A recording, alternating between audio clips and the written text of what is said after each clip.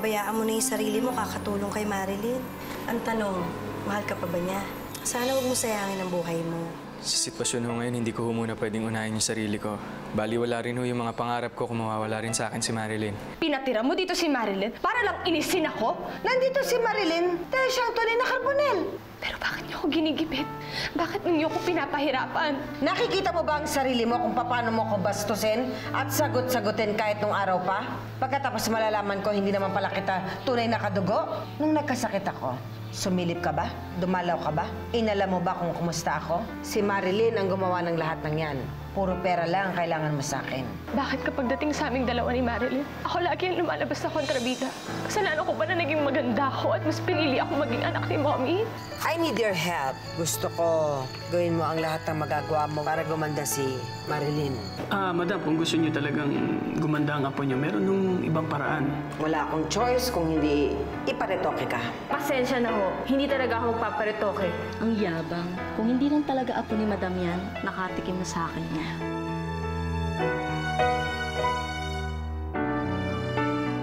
I'm finally back in the game, Allison, because Daddy got me a new credit card so we could finally go shopping again. That's awesome! But how do we get to the mall and where are we gonna put all the shopping bags pag-uwi? Well, I've got that covered. See? Wow! Magmula ngayon, Marilyn, ayaw na kitang nakikitang sumasakay ng jeepney or tricycle. Pag aalis ka ng resort, eto na ang gagamitin mo.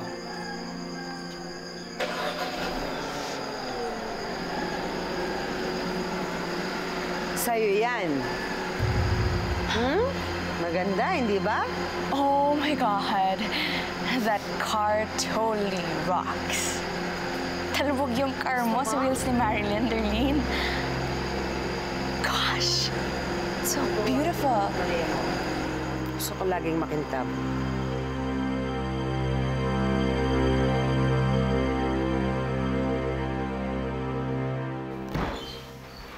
Nananadya ka ba, ha? Siguro nabalitaan mo na binigyan ako ng kotse ni Daddy, kaya inuto mo si Lola na bigyan ka ng mas magandang sasakyan. Dahil wala akong alam sa binibintang mo, nananahimik ako dito, kaya pwede ba huwag kang gumawa ng gulo? Pwede ba? Don't pretend like you're a saint. I know what you're trying to do. Gusto mong talbugin ako sa lahat ng bagay para mapahiya ako. Gusto mong iyatsapwera ako ni Lola at ni Daddy para makuha mo ang lahat ng sakin noon. Wala akong dapat kuhanin sa'yo, Darlene. Dahil lahat na natatamasa mo, para sa akin talaga yon. Ako ang Carbonell at hindi ikaw. Tugong Carbonell ka nga. Pero sa itsura, kilos, pananalita at breathing, you will never be a Carbonell. Kaya kung ako sa'yo, lumayas ka na! Because I will only make your stay here a living hell.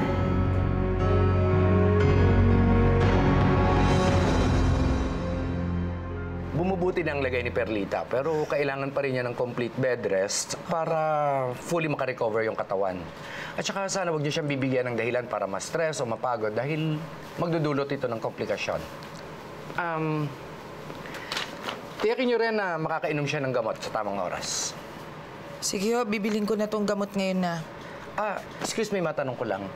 Hindi ba may anak si Mrs. Perlita? Hindi ko yata nakikita. Para sana makatulong mag-asikaso ng mga kailangan dito. Naku, Doc. Huwag din akong asahan yun si Marilyn. Wala na yun. Hindi na babalik dito. Anong ibig mo sabihin, Josie, na hindi babalik si Marilyn?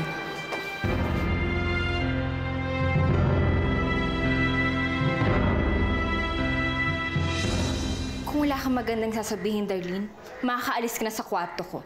Baka hindi pa ako makapagtimpi sa'yo. Tinatakot mo ba ako? Ha? Bakit? Anong gagawin mo sa akin, ha? Sige, ilabas mo yung tapang mo. Ano? Ano matapang ka, ha? Sige, anong gagawin mo sa akin? Go! Ano? Ay, lampa ka naman pala eh. Akala ko ba gusto mo akong awayin? Hindi na ako natatakot sa'yo, Darlene. Subukan mo lang, nasaktan ako ulit.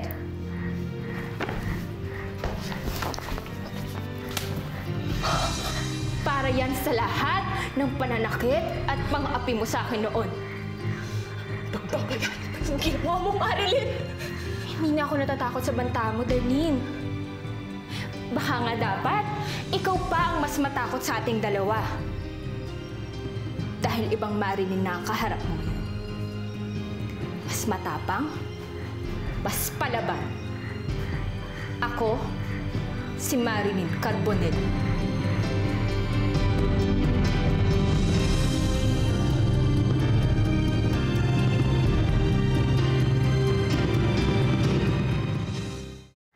Hindi ka mananalo sa laban na to. Oo, kakampi mo si Lola. But I still have Dad on my side and that makes us even. Mas nauna akong maging Carbonell sa'yo. Kaya mas sa ulo ko ang teritoryong to. Ako ang Carbonell ngayon, Darlene. At yan sana isaksik mo dyan sa ulo mo. Ikaw na rin nagsabi, di ba? Patas na ang laban natin ngayon. E di tingnan na lang natin kung sino mas tatagal sa ating dalawa. Basta ito lang ang tatandaan mo. Mas magaling pa rin ang orihinal kaysa sa peke nagsusumiksik at kulang sa pansin. Don't push me, Marilyn. Kilala mo ko. I can play dirty if I have to. And in the end, I always get what I want. Hindi sa pagkakataong to, Darlene. Sige, senyorita. Kung ako sa'yo, brace yourself. Because this war is far from over. Magpasabi ka lang, ha? Para naman ma-update ko yung schedule ko. See you!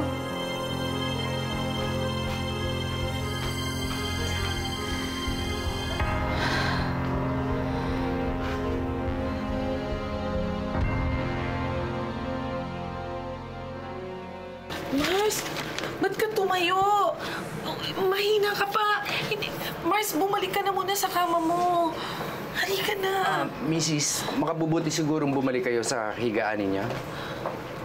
Ang tanong kong sagutin mo, Josie, ha? Anong ibig mong sabihin wala na si Marilyn at hindi na babalik pa? Mars, patawarin mo ako. Nagsinungaling ako sa'yo. Bakit? Hindi kasi totoong nagtatrabaho si Marilyn kaya wala siya dito. Eh kung gano'n, nasan siya? Huwag ka mabibigla sa sasabihin ko, ha?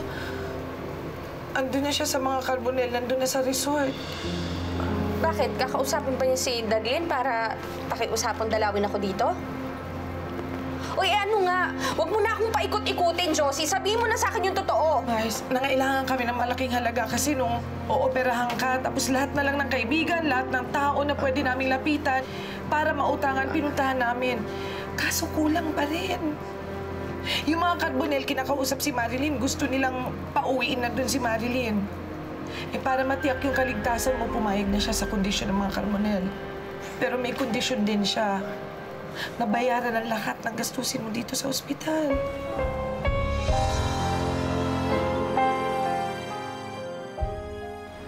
Salamat. Dad. Darlene, why are you crying? Are you okay?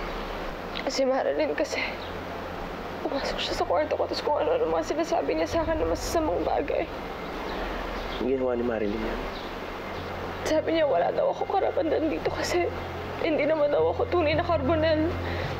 Wala daw akong karapatan na tawagin kang daddy kasi hindi naman daw tayo magkadugo. Lakas naman ang loob niyang gawin yun sa'yo, no? Hindi ba niya alam na sa kabila ng lahat, anak pa rin ang turing ko sa'yo? Kaya siya nagagalit sa akin, Daddy. Kasi sobrang close natin sa isa't isa. And then when I told her to stop, sinampal niya ako. Sinaktan ka niya.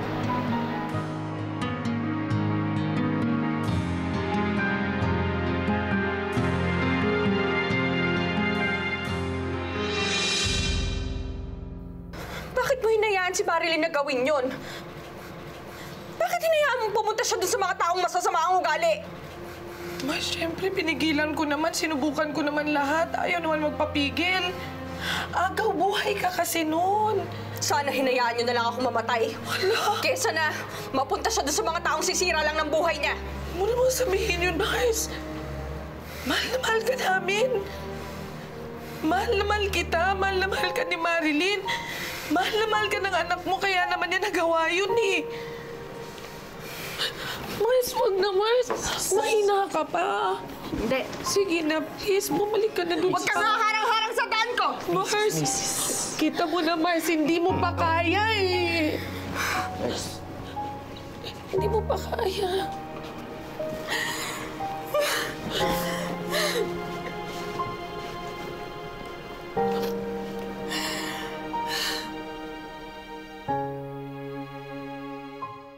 Okay, game practice tayo ha. Imagine mo may straight line ha. Chin up, don't forget. Okay, sige, go. Step. Yan. Chin up. Don't fold your lips. Yan, sige. Yan. Isa pa, one more time. Sige, yan. Huwag masyadong stiff ha. Sige, yan. Sige, kunwari confident ka. Yan, confident. Yan, sige, chin up, chest out, stomach in. Yan, sige pa. You're doing well. Sige, smile. Yan, sige. Yan. Magaling. Magaling, Marilyn. Ang dali mong matuto. Kapag nagpatuloy ka na... Marilyn! Sino nagbigay sa'yo ng karapatang pagbuhatan ng kamay si Darlene? Sino? Sir Ziggy, si Darlene naman po yung nauna eh. Siya po yung sumugod sa kwarto ko. Siya po yung nagsalita ng masasakit na salita sa akin. Ano ka ba naman, Ziggy? Bakit mo ba palaging pinag-iinitan si Marilyn? Yan naman talaga si Darlene ang may kasalanan. Naniniwala ako. Siguro, hindi na nakatiis si Marilyn. Pinatulan na yan si Darlene. Come on, Mama. Huwag mo naman sanang bigyan ng pagkakataon na magkaroon din ng sungay si Marilyn sa pagtatanggol mo sa kanya. Excuse me. Nandito ka na sa resort. Sana matuto kang lumagar. Huwag mong dadalhin yung dati mong ugali kung saan ka nakatira dati. Sige, ano ka ba? Siguro tingnan mo sa kanilang dalawa kung sino ang mas matalas ng sungay. Yang babaeng yan, yang anak-anakan mo na yan. Tinanggap kita rito sa resort. Sana ito lang ang tatanda mo. Anak pa rin ang turing ko kay Darlene. Kaya please, huwag mo siyang sasaktan ulit. Let's go. Huwag mong pansinin yun.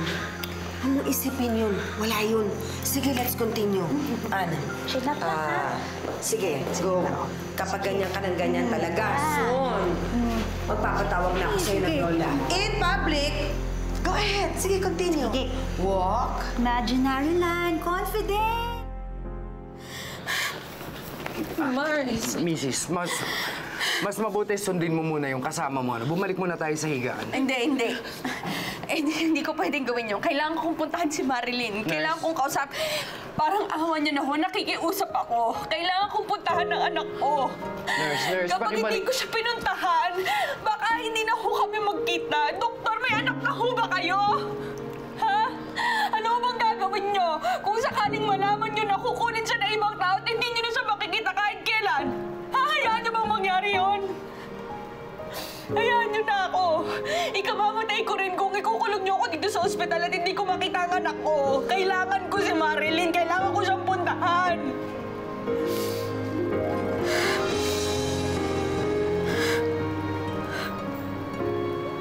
Lumabas din yung totoong ugaling ng babaeng yun. Akala mo kung sinong mabait, ugaling squatter din pala? Bakit kasi hindi mo ginantihan pagkatapos kang sampalin? Kung ako yon, sinabunutan ko siya tapos kinilaltot ko siya palabas ng bahay. You know what? I could have done that. Pero, mas magandang ganti ang ginawa ko sa kanya. Sinumbong ko siya kay Daddy at pinagalitan niya. You know, you should have seen the look on her face nung ako ang kinampihan niya at hindi ang tunay niyang anak. What did your lola have to say about that? Siyempre, kinampihan niya yung pangit na yun. But you know what? As long as I have Daddy by my side, my place here is safe and secure. This is so much better than the soaps I'm watching. No, next time na magkabangga kayo ni Marilyn, text me agad, girl. No, I want to have a front row seat on all of your fights. Yep, you should be there. Para makita mo kung anong ginagawa sa mga mahaderang pangit na nagre-reyna-reynahan. I am going to put her in her rightful place, back in the garbage where she belongs. Very good.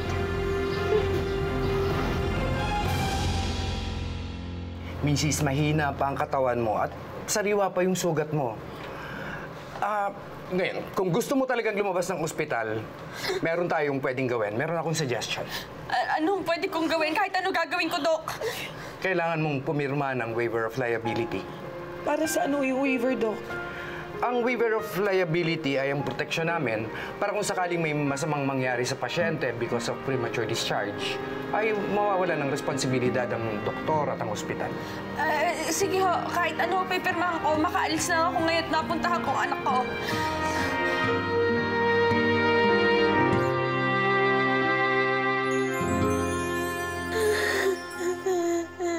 Huwag mo naman sanang bigyan ng pagkakataon na magkaroon din ng sungay si Marin sa pagtatanggol mo sa kanya. Nandito ka na sa resort. Sana matuto kang lumagar. Huwag mo dadalhin ng dati mong ugali ko sa kanakatiyate. Ayoko na dito. Ayoko na dito na eh. Gusto ko na ulit.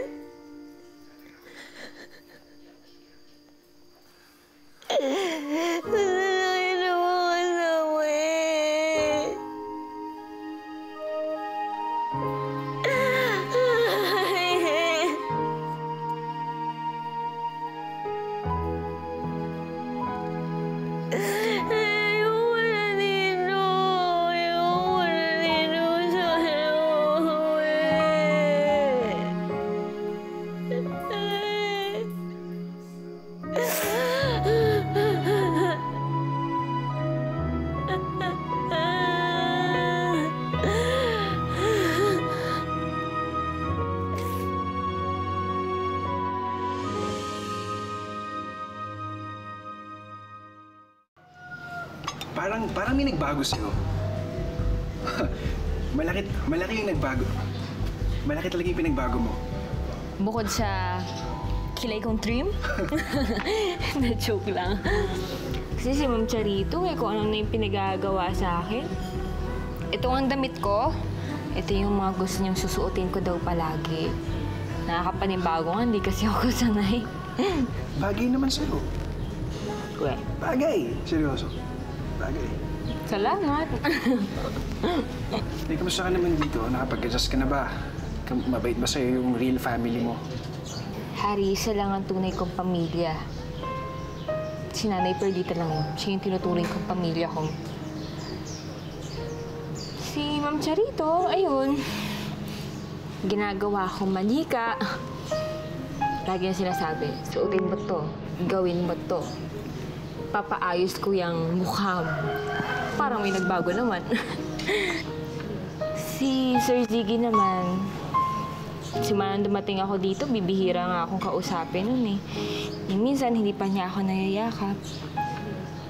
Tapos si Ma'am Giselle, yung sinasabing tunay kong nanay, ay hindi ko alam kung nasaan eh. Kasi galit yung mga Carbonell sa kanya dahil dun sa panulokong ginawa niya. Hindi ako nababagay sa pamilyang to, Hari.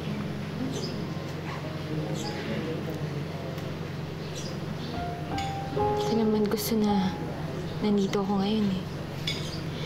Kaya lang ako nagtitiis dahil may kasunduan kaming mga Carbonell. Pero kung akong papapilian, kay Nanay Perdita lang ako. Alam mo ba? Miss na miss ko na siya eh.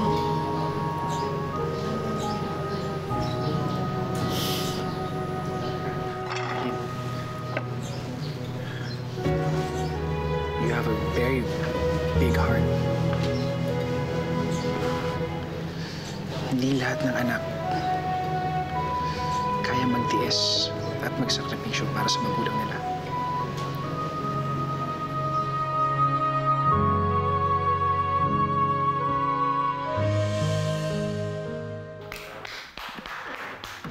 Bravo!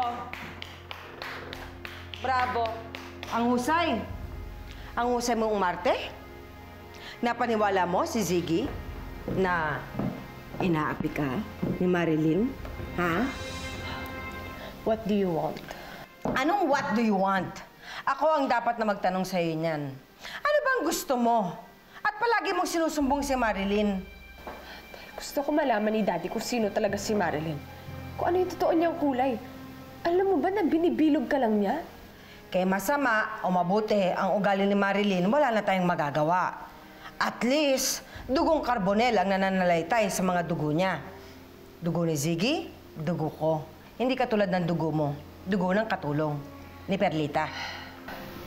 Ilang beses mo na sinabi sa akin yan. Ulit-ulit na lang, Lola. Talagang inuulit-ulit ko para pumasok dyan sa kokote mo na hindi ka tunay na Carbonel, na isa ka lang sampid, anak ng isang serbedora. Ina-insulto mo ba ako? Kasi honestly, hindi na ako naapektuhan sa mga sinasabi mo sa akin. Alam naman natin lahat na kahit anong gawin ko, kahit anong pilit ko, hindi na maibabalik sa dati yung pagtingin niyo sa akin. Kaya please, let's just stop wasting our time, okay? Huwag mo akong talikuran. Huwag mo akong bastusin. Tandaan mo, sampid ka lang. Ako, reyna ng pamilyang ito.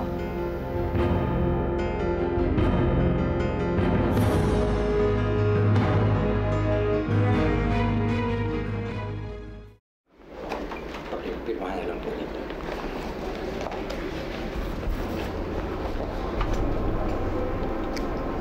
Marilyn! Mama Josie, napatawag ka. May nangyari po ba kay Inay? Booking na tayo. Alam na ni Perlita ang lahat. Alam na nandiyan ka sa resort. Ho? Teka, paano niya nalaman? Ano pong sabi niya? Yan nga yung rason kung tumatawag eh. Pumipirma ngayon ng waiver dito sa ospital para makaalis na siya. Pupuntahan ka raw namin dyan sa resort. Susunduin ka namin. Mama Josie, huwag niyo siyang hahayaan na makarating dito. Gumawa kayo ng paraan. Ayoko yung masama mangyari sa kanya, kaya please, gawin niyo po ang lahat. Huwag siyang papuntahin dito. Tingin mo, hindi ko ginawa yun. Ginawa ko na lahat. Ayaw mapigil ng nanay mo. Ano gagawin natin ngayon? Oo, sige na. Oo, Julia, ayusin mo yung kulit ni Mrs. Ramos. Magagalit yan. Oo, sige. Alam mo na. Halika na, Mars. Puntahan na natin si Marilyn. Sige, Mars. Doc, salamat po. Yeah po, thank you. I don't see why you're so worried, Marilyn. Pag dumating si Nanay Perlita dito, ipakiusap mo siya sa lola at daddy mo para ma-resolve yung problema. Madaling sabihin yan para sa'yo, Harry, kasi hindi mo naman sila tunay na kilala eh. Iba ang ugali ni Ma'am Charito at ni Sir Ziggy. Masyadong mababa yung tingin nila kay Inay. Hindi sila papayag na maagaw niya ako sa kanila. Marilyn, may sarili ka ng pag-iisip. Nasa hustong edad ka na para mag-decide kung kanino mo gusto sumama. Di ba sabi mo ayaw mo dito? And then why stay?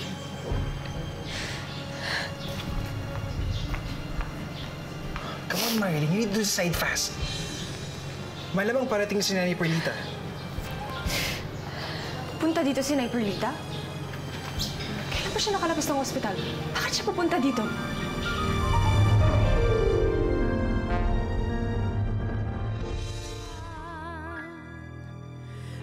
Anong nangyayari, Ziggy? Palagi ka na lang umalis. Saan ka nagpupunta? Don't worry. Lahat naman ito business-related eh. Baka naman mamaya, inaapi ng mama mo si Marilyn sa resort, ah? Exactly the opposite. Alam mo ba, Mama seems so happy when Marilyn is around. Alam mo kung tutusin, I think Mama is transforming Marilyn into a full-fledged Carbonel. Isa na ako, Carbonel! Mayaman na ako! Papakawalan ko pa ba? Kaya pwede ba, umalis na lang kayo! Hindi ako sasama sa inyo! Alam kong hindi madali sa'yo, pero pinatunayan mo sa akin na karapat-dapat kang maging isang Carbonel. I am giving you my blessing to call me Lola. Parang nasasabi mo lang yan kasi naguguluhan ka sa mga nangyayari. Hindi ka ba talaga nakakaintindi? Ayoko na sa'yo. Tapos na tayo. Umalis ka na lang dahil ayaw